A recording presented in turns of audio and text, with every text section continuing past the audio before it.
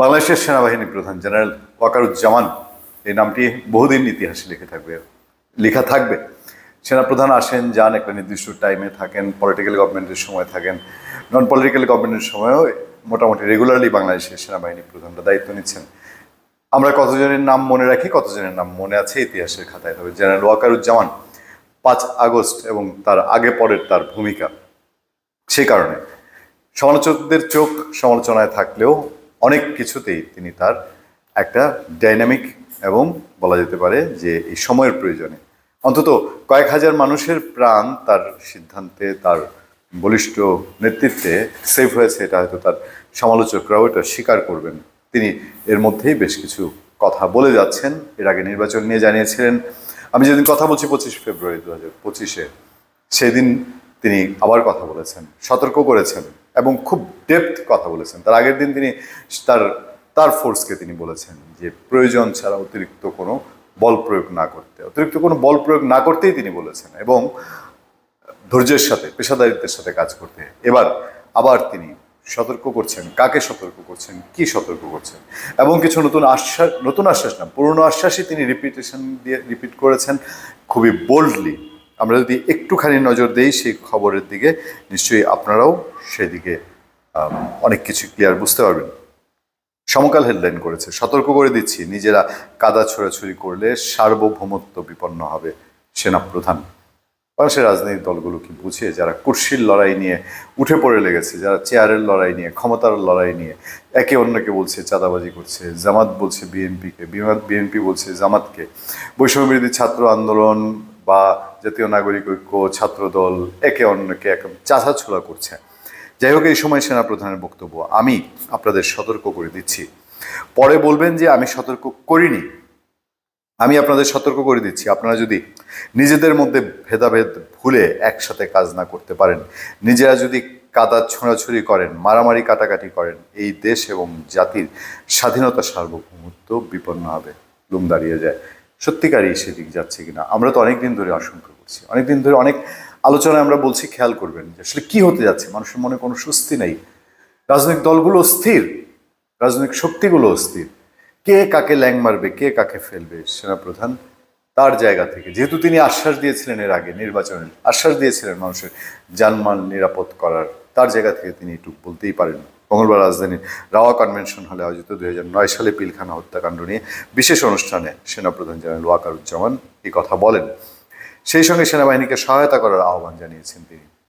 অনেকেই নানান ছলে বলে কৌশলে সেনাবাহিনীকে নানান কিছু বলতে চায়, কিন্তু আমরা বলেছি যে বাংলাদেশের জাতির ক্রান্তিকালে এবার অন্তত বাংলাদেশ সেনাবাহিনী একটা ভিন্ন রোলে আছে। সেনাপ্রধান বলেন, আমি আপনাদের সতর্ক করে দিচ্ছি।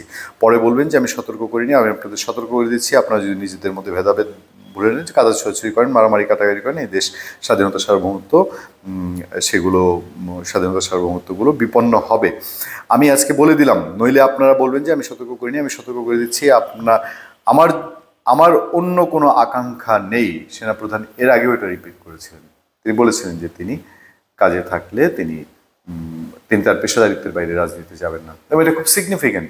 অনেকে মনে করে আরে সেনাপ্রধান এত কিছু করেন, এই করেন রাজনীতি নিয়ে বা দেশ নিয়ে, তার কি সামনে ক্ষমতা নেওয়ার ইচ্ছা আছে, তার কি এরকম অতীত ধারণা মানুষের ছিল যে সেনাপ্রধান যে থাকে তার কি ক্ষমতার ইচ্ছা আছে। যেহেতু সাবেক প্রয়াত রাষ্ট্রপতি জিয়াউর রহমান সেনাপ্রধান থেকে হোসেন মাহমুদ এরশাদ, এর আগেও সেনাবাহিনী থেকে অনেকেই চেষ্টা করেছেন ক্ষমতা দখল করেছিলেনও।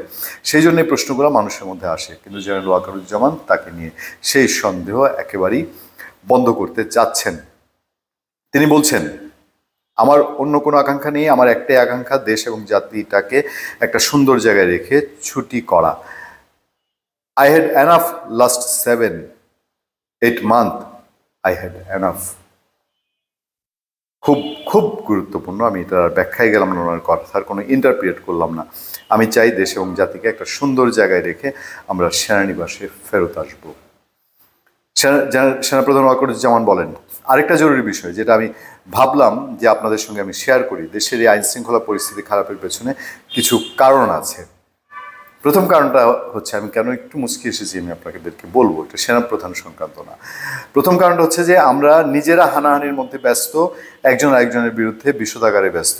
এটা একটা চমৎকার সুযোগ অপরাধীদের জন্য। যেহেতু আমরা একটা অরাজক পরিস্থিতির মধ্যে বিরাজ করছি, তারা খুব ভালোভাবেই জানে যে এই সময়ে যদি এই সমস্ত অপরাধ করা যায় তাহলে এখান থেকে পরিত্রাণ পাওয়া সম্ভব না।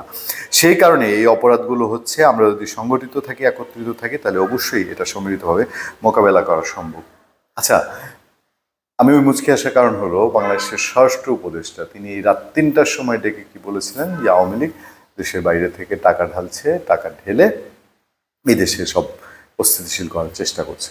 আপনারা চিন্তা করে দেখুন তো, বাংলাদেশে যদি এখন জামাতে ইসলামী এবং বিএনপি এবং যে আন্দোলনে করা ছাত্ররা দেশকে একটা এই ফেসিবাদ রাহুমুক্ত করেছিল, তারা যদি ইউনাইটেড থাকতো এই ক্ষমতা দখলের জন্য, নতুন দল এইটা সেইটা, সরকারের পৃষ্ঠপোষকতা, সরকারকে মিসগাইড করা, উচ্ছৃঙ্খল কাজকর্ম, মব জাস্টিস, এগুলা না হয়ে ধানমন্ডি 32 হাবি জাবি মানে রাজনীতির প্রয়োজনে অকাণ্ড কুকাণ্ড না করে এক থাকতো, এই 6 মাসেই তো বাংলাদেশ অনেক দূরে গিয়ে যেত। Police, RAB, BGB, DGFI, NSI এসব বাহিনী অতীতে দেশের জন্য অত্যন্ত গুরুত্বপূর্ণ কাজ করেছে উল্লেখ করে সেনাপ্রধান বলেন, তারা খারাপ কাজের সাথে অসংখ্য ভালো কাজ করেছে।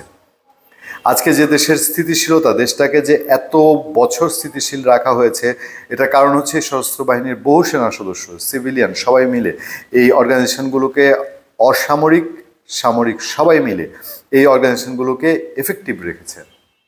সেই জন্যে আজকে সুন্দর, এতদিন ধরে আমরা একটা সুন্দর পরিবেশ পেয়েছি। আমি এখানেও ইন্টারফেয়ার করছি না, আমাদের অনেক জানা ঘটনা আছে। পলিটিক্যাল গভর্নমেন্ট সবগুলোকে দোষ দিলেই হবে না যে শুধু এনএসএ ডিজিএফআইকে সব অকাণ্ডেই সারাক্ষণ করেছে। হ্যাঁ, কম বেশি ছিল। আমি অনেক সময় অনেক উদাহরণ দিয়ে আপনাদেরকে বলেছি। সেনাপ্রধান বলছেন এর মধ্যে যারা কাজ করেছে, যদি অপরাধ করে থাকে সেটা শাস্তি হবে, অবশ্যই শাস্তি হবে, না হলে এই জিনিস আবার ঘটবে। আমরা সেটাকে বন্ধ করতে চাই চিরতরে, কিন্তু তার আগে মনে রাখতে হবে আমরা এমনভাবে কাজটা করব এই সমস্ত অর্গানাইজেশনগুলো যেন আন্ডারমাইন না হয়। খুবই গুরুত্বপূর্ণ। তিনি আরও অনেকগুলো বিষয়ে খুবই গুরুত্বপূর্ণ বক্তব্য রেখেছেন। আমরা নিশ্চয়ই একের পর এক আপনাদের সামনে সেই বক্তব্যগুলো তুলে ধরার চেষ্টা করব, এবং আমাদের যে দৃষ্টিভঙ্গি, আমরা যা বুঝতে পারছি, কোথায় সতর্ক করছেন সেনাপ্রধান, কোন জায়গাটায় তিনি কি একটুখানি এখন বুঝছেন কিনা যে বুঝতে পারছেন, সবাই যেরকম দেশের সাধারণ মানুষ বুঝতে পারছে সব একেবারে ঠিকঠাক চলছে না, সেই জায়গা থেকে তার এই বক্তব্য। তিনি নির্বাচন ব্যাপারেও কথা বলেছেন, আমরা এইসব বিষয়ে আসবো। তিনি বলেছেন যে দেশ দ্রুত সুষ্ঠু গ্রহণযোগ্য নির্বাচনের দিকে এগিয়ে যাচ্ছে। অপেক্ষায় থাকলাম এবং ভরসায় থাকলাম যে আশ্বাস তিনি 5 আগস্টে দিয়ে এখন পর্যন্ত অন্তত আমাদের একেবারে অথৈ সাগরে ডুবে দেওয়া থেকে সেনাবাহিনী রক্ষা করেছে, সেভ করেছে, সেইটা বজায় থাকুক। ধন্যবাদ সবাইকে, ভালো থাকবেন, সুস্থ থাকবেন। আপনাদের সাথে আমি আতিক রহমান, পূর্ণিয়া।